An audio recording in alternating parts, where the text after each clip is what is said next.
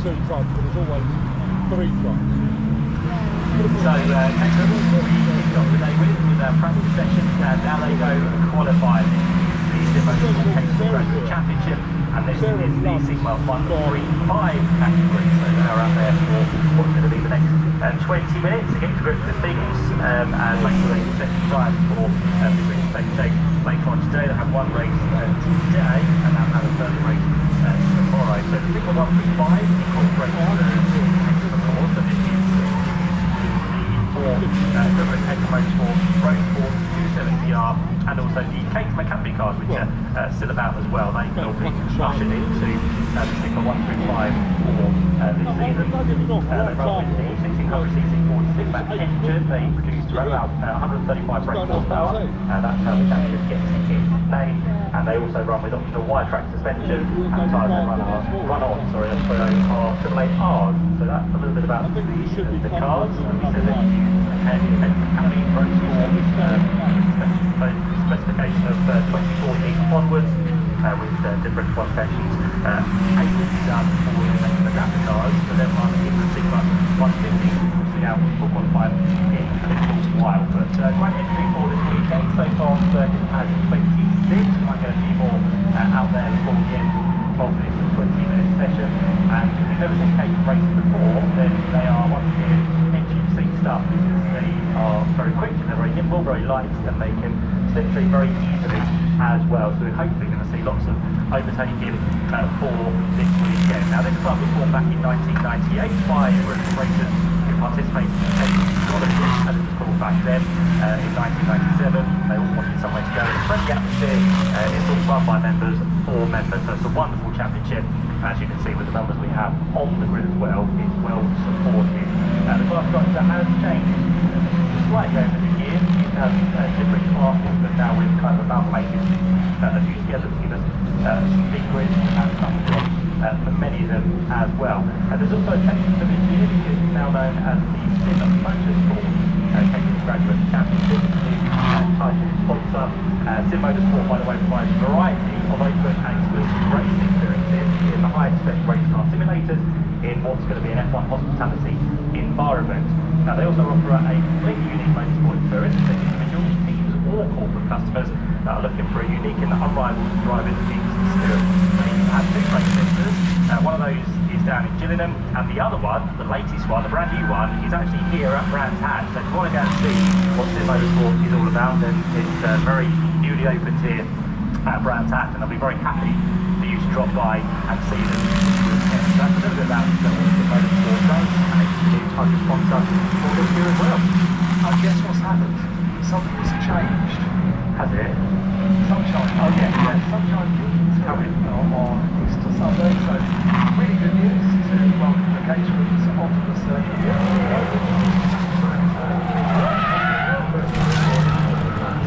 First car's out for big practice this morning at 10 o'clock this morning. It's been a chance to just try out the tune for overnight and get full first thing this morning. It's pretty unusual for this time of year.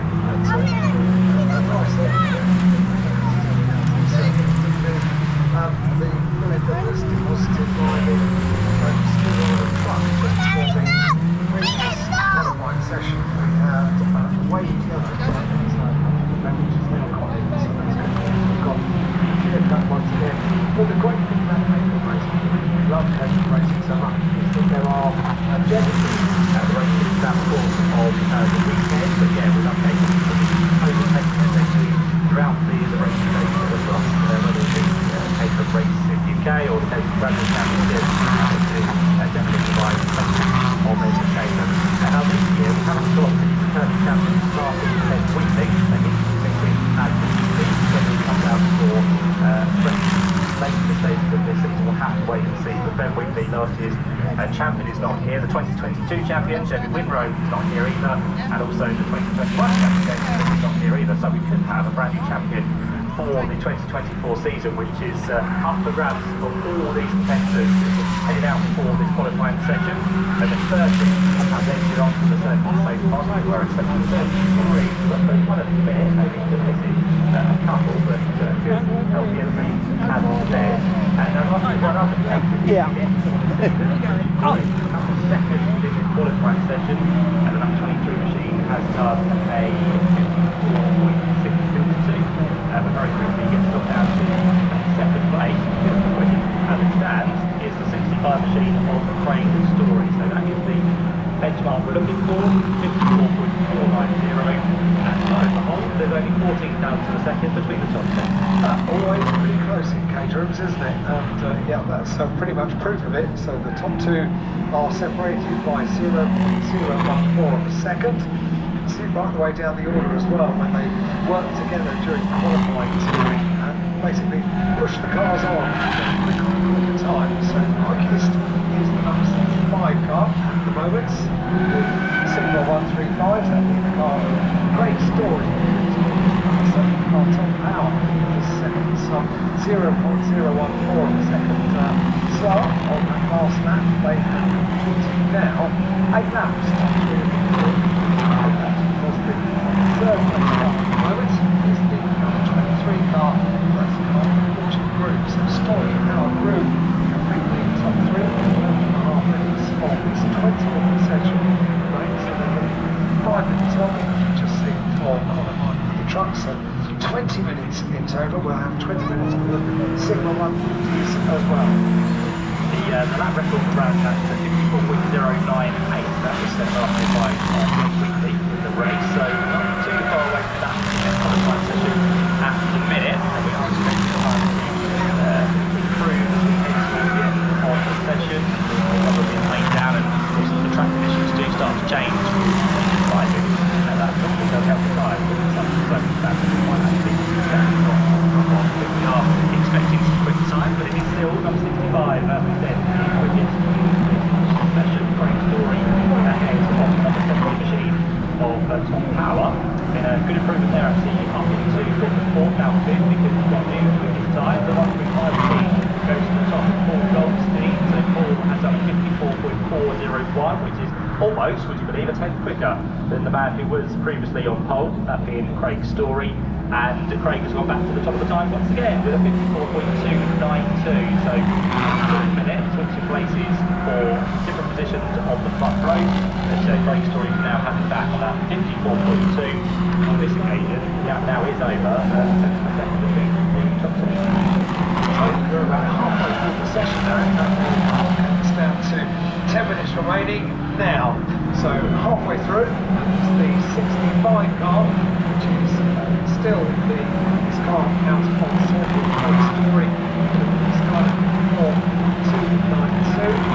Second is now the number 135 Goldstein car.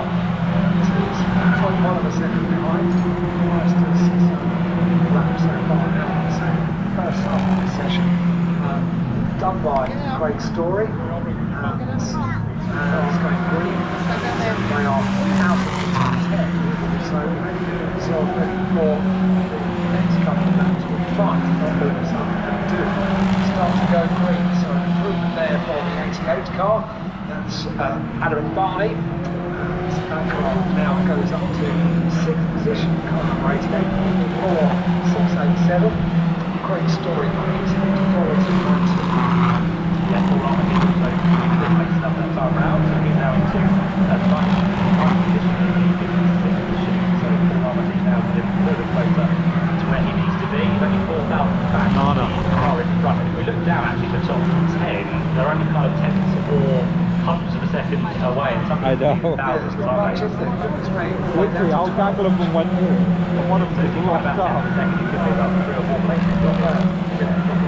So improvement that time through for the 57 machine. So Giles Derry now goes inside the top 6. So outside the top 10, inside the top 10, he now finds himself improvement there with the 95 machine on what's going to be Thomas Gunter. So yeah, there are a few improvements coming, but as Alan said, there's nothing really setting the screen alight. A few green sectors coming through, which indicates to us that that is a personal best for them, not an overall best. So a few of those have gone through. Just under 8 minutes now remaining on the clock, with 31 cars still out on second. No one is in the pit lane. We have got very good circuit here at Brands Hatch. First one making their way around the Indy circuit, but still 65 currently holds that top spot in the hands of Craig Story.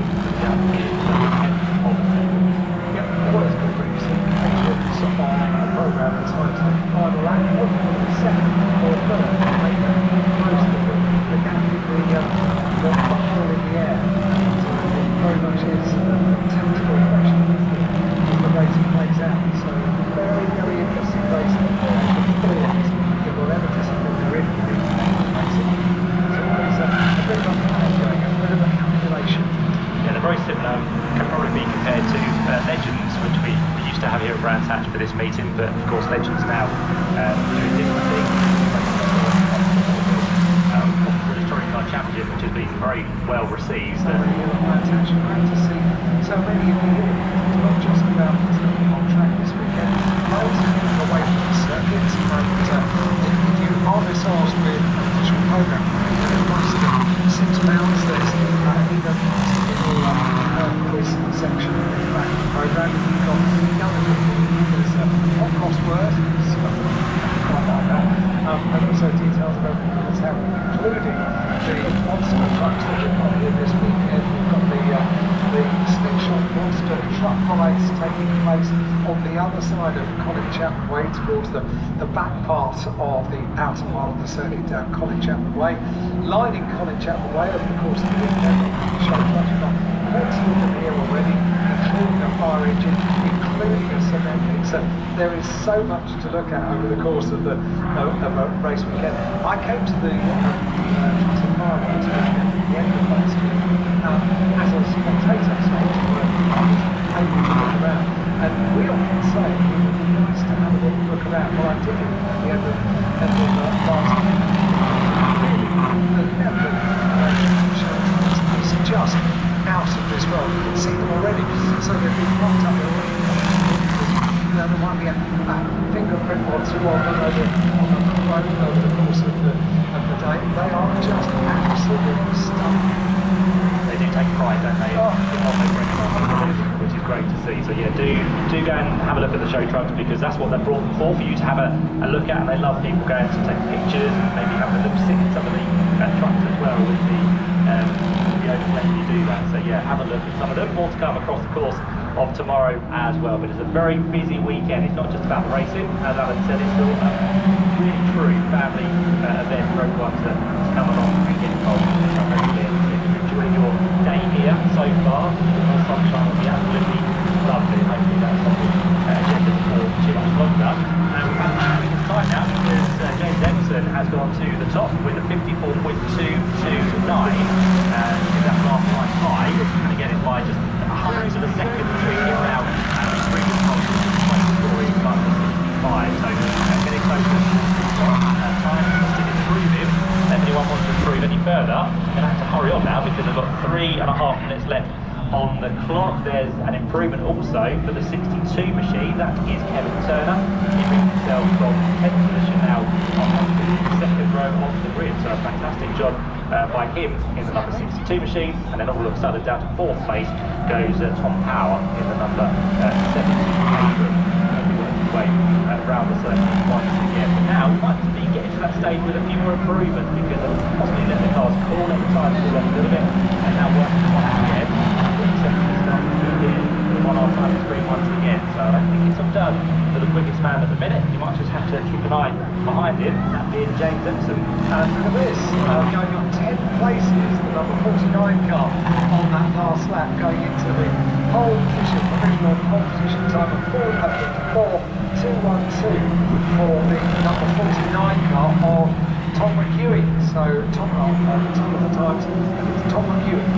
So he is racing all the way back there, as Adam said, up to the top spot, and he's looking behind now to anything to get that top spot back to this next few minutes, as Tom McEwen goes through to start another one.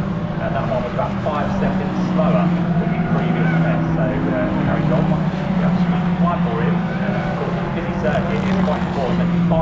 yourself in a little bit of a gap, but then maybe wanting to get a little bit of a toe at the same time, but then not being too close to damage your laps. It's all about trying to put that car in the right position. Tactical planning goes on in the race, as we mentioned earlier on, but also in qualifying as well. And I wonder if for the number 49 car on top of Buick, that was typically really quite well planned out to right at towards the tail end of the session, taking that provisional whole time. At the moment, the time remains on top of the time.